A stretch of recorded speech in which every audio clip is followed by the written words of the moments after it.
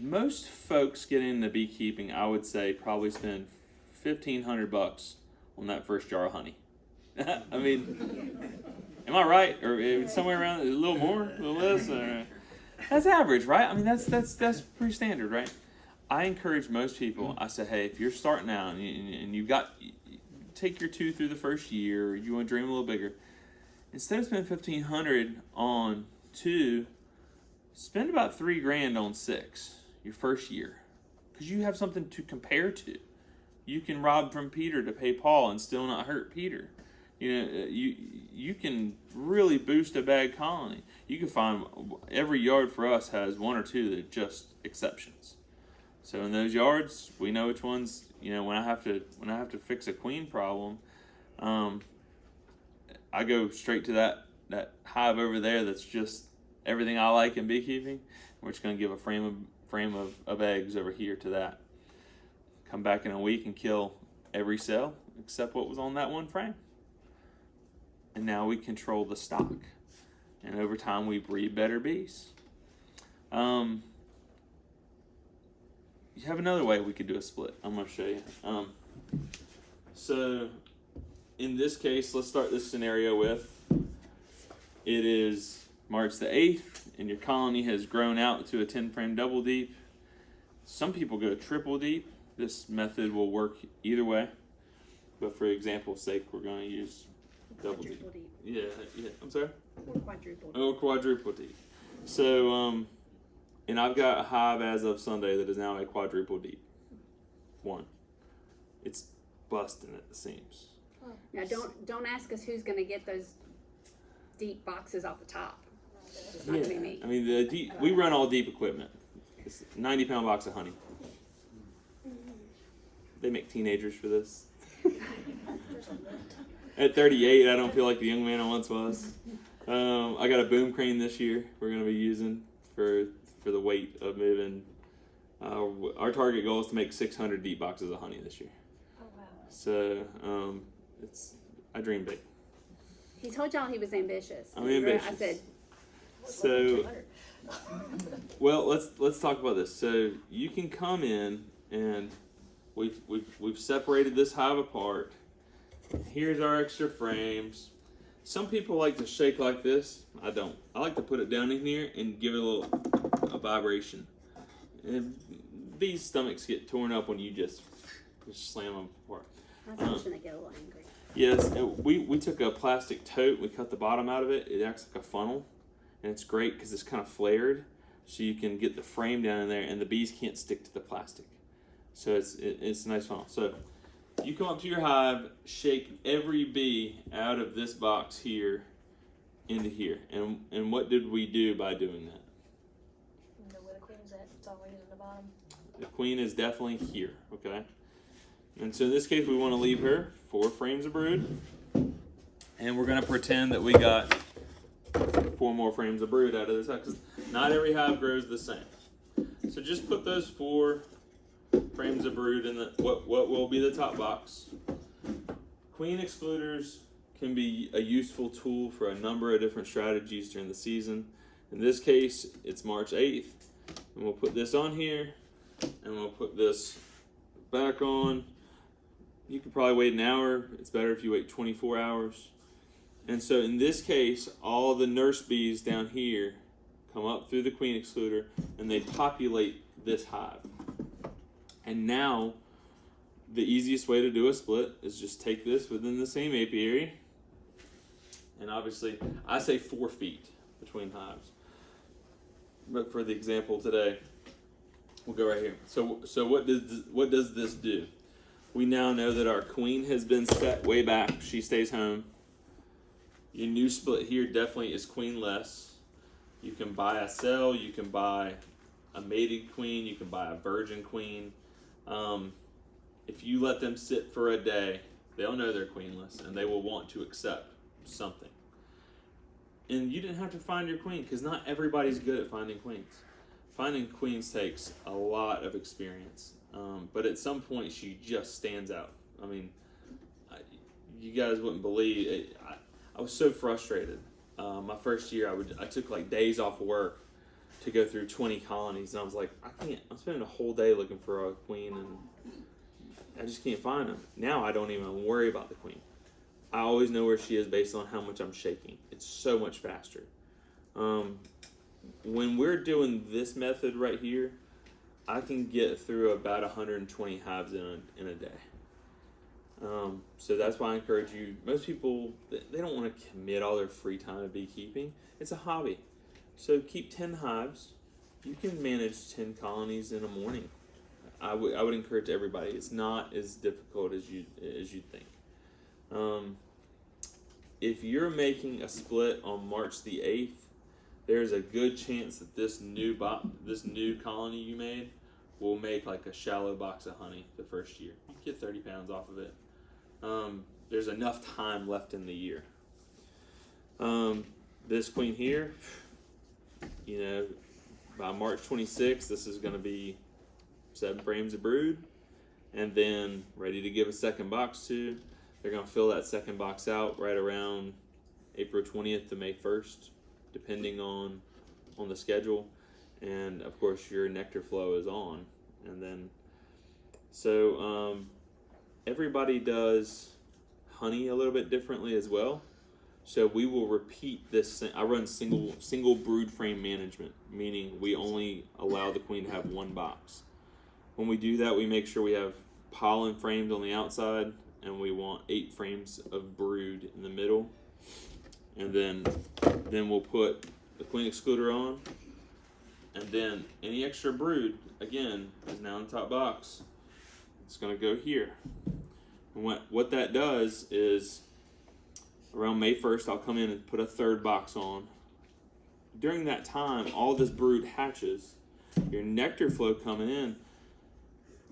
If bees have a choice to draw out more frames or backfill the brood nest, they will backfill the brood nest every time. Every time. So,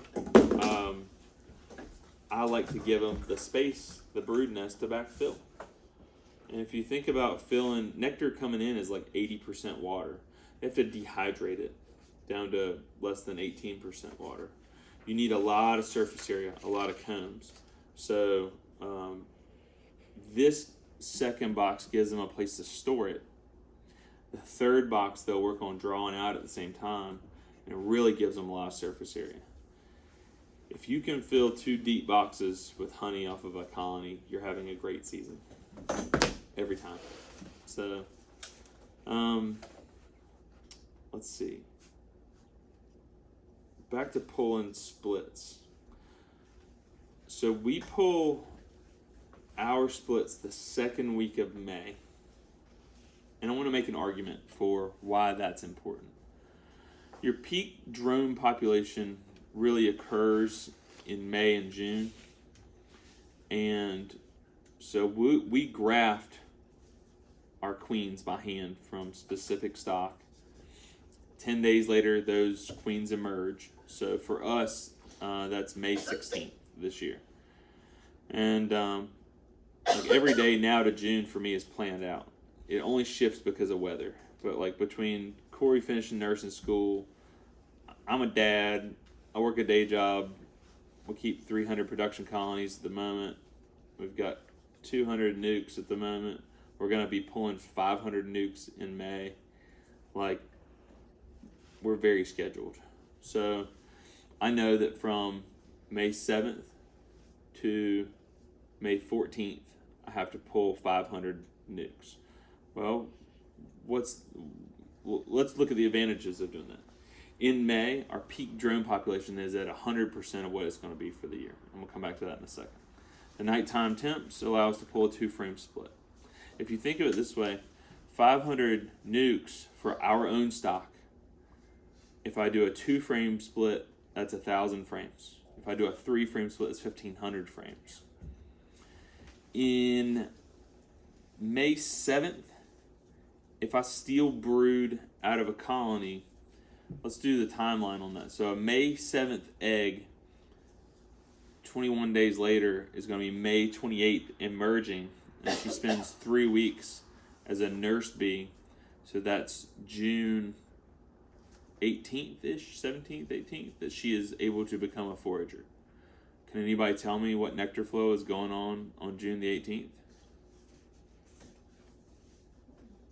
There's not one. It's now dearth. That decline towards 25 lost hives in August starts then. So why would we leave the asset in the hive? Instead, we'll go around May the 7th through the 14th, steal 2 frames out, because that's not any good in our honey maker anymore. Unless you're going to take them to the mountains for sourwood, but that's a whole other thing. So we're not just looking at this season. I'm always looking like 2 or 3 seasons ahead. And then you figure out where you want to be, and you do the backwards math. And that's the nice thing about beekeeping. It's very to the day if you want it to be. Grafting can be to the hour. I mean, it's very, very predictable. And so we will pull all of our stock around May 7th through the 14th. The queens emerge on the 16th. She'll take 5 days to develop her wings and some weather. So around May 20th to 24th is when those virgin queens go out to fly. At that point in time, everybody's claiming VSH, right? Because they can charge more. But the question is everybody actually producing a varroa sensitive hygienic bee? What they're selling you are what we call the F1s. That's the daughters. And the key thing in biology, when you're selecting for a trait, the same way, let's imagine in people, if we wanted to produce all redheads, that's a recessive trait. It takes some selection process, and Mother Nature does not like to go over the 12% threshold. We could say that 12 out of 100 or less will carry those traits that we're wanting to see. And that's what everybody in biology is trying to, that's the hump we're trying to get over. How do you get a granddaughter and a great-granddaughter that continues to show those same, in this case we're selecting for varroa, but what if they are super grumpy? We don't want spicy bees. What if we've got great varroa sensitive hygienics, but they don't make good honey? Spicy bees make the best honey, though. Yeah. What if what if they overwinter well, but they fly through resources? We're trying to breed a bee that comes out of winter swinging, explodes in size. That's my first criteria. How did she overwinter? And then, are they about to starve by Valentine's Day? Or were they holding back? Well, let me give you an example of a business. We spent about $16,000 in sugar to get them ready for winter, and the last feeding for us is October 20th. They have to be fed up by that date. So the 5 weeks prior, we're feeding sugar in addition to the goldenrod flow. We want to see every 10 frame double deep at 90 pounds or more. So if I can get, let's say an average frame of honey is, let's call it 7 pounds. And we've got 4 frames of feed left over on Valentine's Day. It's 28 pounds of food. 60 cents a pound. It's $22 times 300 colonies is $6,000. Those are real business numbers off the top of my head. So when I'm breeding for a bee, what we're selecting on is who's gentle, who doesn't blow through. And when you have all Italian stock, which is the majority of what we have, they like to fly through a feed. So it's how did they come out of winter, and how did they do on feed? We get into the spring and we watch the buildup. We got 2 buildups. Remember, we got first buildup to March 8th. We split them down. We watch them build up again. A lot of them can handle that first go round, but not the second go round. These are just selection criteria for us. So as our year goes on, we're narrowing our search. At the end of April, we're going to be doing this new test to test for how hygienic are the bees in relation to varroa. We'll find within our stock what that looks like. Then we have our breeder queens. And that is step one to making a great queen across the board in mass. Step two is what they call polyandry. In humans, we just call it marriage, husbandry, where it's one taking care of the other. In the case of bees, the more drones a queen breeds with, then the more variety there is within her colony, with genetic variety. Recent reports and studies show that when a queen mates above 30 is the number they found in the study, then all of a sudden you have 30 or more different drones. So that genetic variety, in addition to a great queen, causes a lot of hygienic behavior within the hive. What they found is the varroa counts plummet. And since that's the number one game that we're all playing as beekeepers, is how do we defeat varroa? It doesn't matter how much time you throw at it. It doesn't matter how much money you throw at it. Varroa are here. They're here to stay. And the only way we're going to beat this will, over time, be a selection process to fight varroa. Otherwise, it hasn't changed in 30 years. If we don't change something soon, it's going to go another 30 years by. Somebody's got to start trying this. There are people trying it. It's not to say somebody, but everyone's failing. So I'm excited about this new process and how it makes it very time efficient to be able to produce these great queens. So back to, well, how would you get, if you're an everyday average person trying to breed 10 colonies, how do you get a lot of genetic variety? You can do it a number of ways. You can move your hive near somebody who's got a lot of hives. You can get together in your bee club and kind of create that yard like I was talking about. And you can breed out swarming. So for us, when but it's a trait, just like grumpiness is, or good honey makers. You can select. So Michael Palmer's done this this is his 50th year beekeeping. He runs French Hills Apiary up in Vermont. 50 years of beekeeping. I recently was picking his brain on a little YouTube show we were doing. And he said, he still is in studies show genetic variety is as important, if not more important, than the selective process for the breeder queen herself. Meaning, they want a drone-flooded area.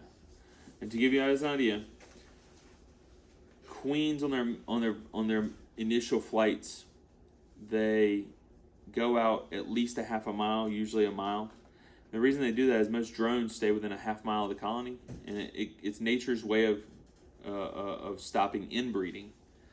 So you want to find at least a mile away, but it's not hard to find who's got some hives here and who's got some hives here. And one night, move your hives in the back of a pickup truck, or better yet, what I like doing is moving nukes, because these are real. They're maybe 30 pounds, and I can handle a bunch of these, and so we'll take them. When we make splits, we'll take those to our queen mating yard. So when I catch a swarm, and we still like catching swarms, we caught 11 this year, we take them to a specific place.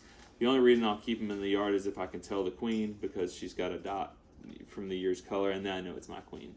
The majority of the stuff we're catching them in our yard, so it's likely our stock. But in the past years, we've found I've got these 2 swarms that are just fantastic, and I've got quite a few. We had one last year. We bagged it, and for those of you who don't know, that's where you take a giant black plastic trash bag after you attempted to requeen it twice, and it is just spicy as can be. Her drone stock gets in the yard, and let's just say 5% of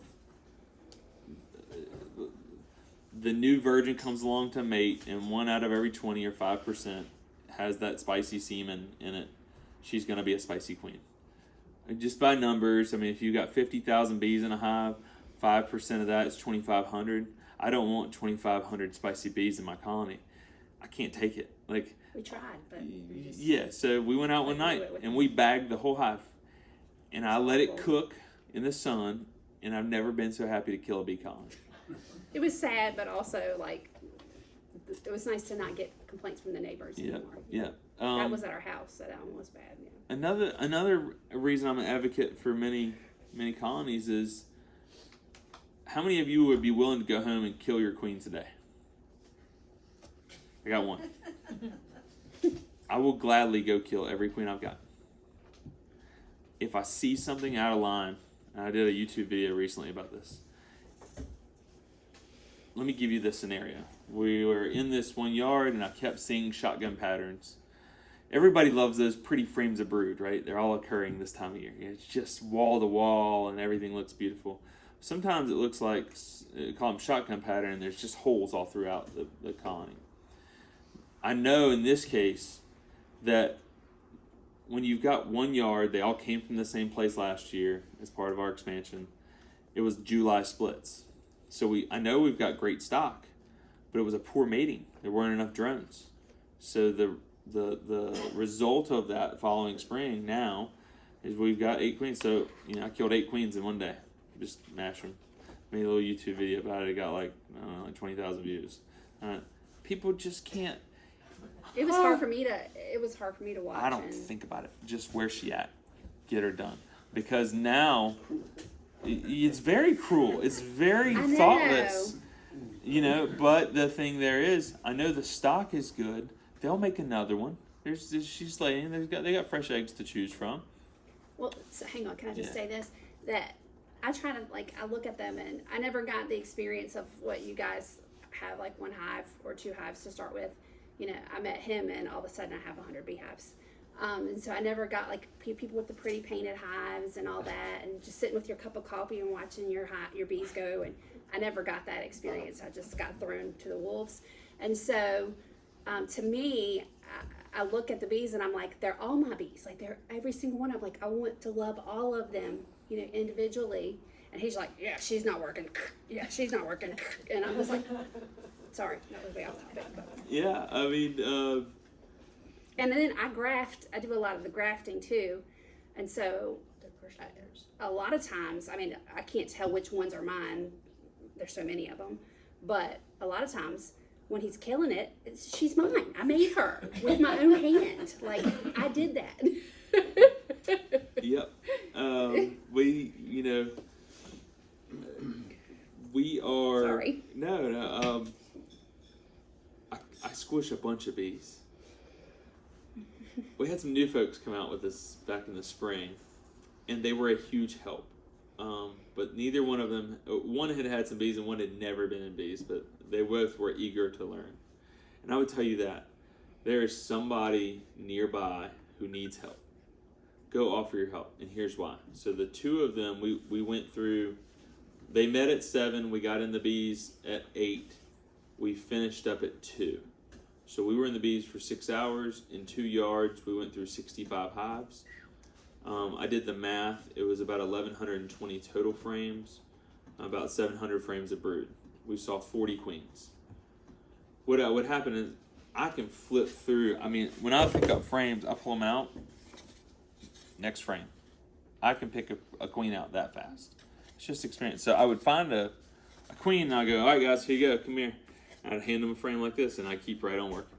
And they got to know the queen's somewhere on there. And they would look, and she'd say, I found her, And then, he'd say, I found her. And by the end of the day, it's like, there she is. And there she is. It's not a big deal. Think about in your own operation, if you've got a 10-frame double deep, 20 frames, and you've got 2 colonies, so 40 frames, how long would it take you to put eyeballs on 1,120 frames? It's a couple years maybe. It just depends on, right? That's why I encourage everybody, go, just get on Facebook or, anymore. What I learned is I tell people you have to have an intro to bees class. I don't have time to teach that side of things, but if you'll come out in the yard and give us a day, we move very fast. The majority of the time, unless there's something just wrong, we're in a hive 5 minutes or less. Depending on the task, we're in there for 60 seconds. It's very quick. We spend more time mixing syrup and driving from location to location. Me suiting up. Yeah, suiting up. I do a lot of beekeeping at night. And I know that sounds funny, but I run a red headlamp, and it is the best. If you got to feed your hives at any point in the year, particularly during dearth, go feed them at night. Put a red headlamp on. You don't have to wear a suit. That's what I like about it. Like, I sweat a lot. I'm a sweaty person. Especially this time of year, it's cool out there at night, and I'm running around. I'll pop all the lids in the yard. They're not going to lose that much heat. Some people are like, oh, you're going to mess up the hive temperature. For a day or two. Like, they're going to work it out. I'm very... Some folks would look at me and say, oh, you're... I mean, here's a for instance. My boxes aren't square. I mean, most of the stuff you buy at the bee supply stores, I make all this custom. This isn't square. We get, bees can fit in that. We've all seen it. We're creating a better bee. Let them defend themselves. Let them propolize it. Let them, we're not, I'm not giving the bees any leg up here. I mean, let's be clear. If you're going to breed a better bee, we got to make it. It's like tough kids these days and how rare they are. Most folks in this room here, you grew up playing out the creek. You went out playing all day, and you better be in when the street lights come on. At least that's how I grew up. Nowadays, I have 4 girls. You can't do that these days. It's just the world we live in. What was it that you said the other day? You were creating structured home for bees. We're creating structured homes for not bees. Just for the children, but for the bees too. We're just winging it. I've got cracks in my equipment. I could show you funny stuff. I mean, right here, bees can get and they can fit on that, but they'll defend it. They'll. And then, do we get robbing? I don't know. I've got 12 yards. I'm in them once every 3 weeks. They're in the middle of nowhere, tucked back in a corner somewhere, way out of sight. If there's robbing going on, okay. But strongest survive. I don't want the weak ones. I don't have a problem killing queens. It's very ruthless. But Mother Nature's ruthless. She's not fair. She doesn't play fair. So if you're going to set out to breed a more robust bee, I think that's one way to do it. It's very atypical from what you see on YouTube for most folks, but that's my